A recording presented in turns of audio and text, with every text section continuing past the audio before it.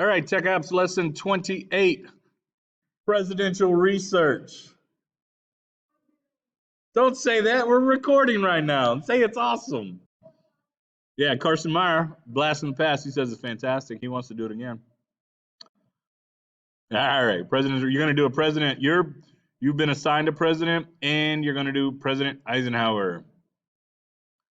All right, so here is the list of assigned presidents. We chose no president that is living. All presidents are dead that we have chosen. Oh my goodness.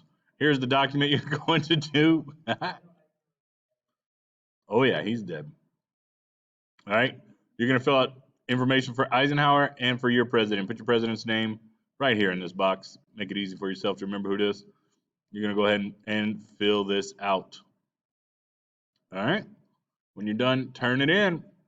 So I recommend you search for things when you're doing a search. Like if I was doing a search birthplace for Eisenhower, I'd go to Google. I would be like, and I would type in Dwight Eisenhower birthplace. All right. And it would tell me.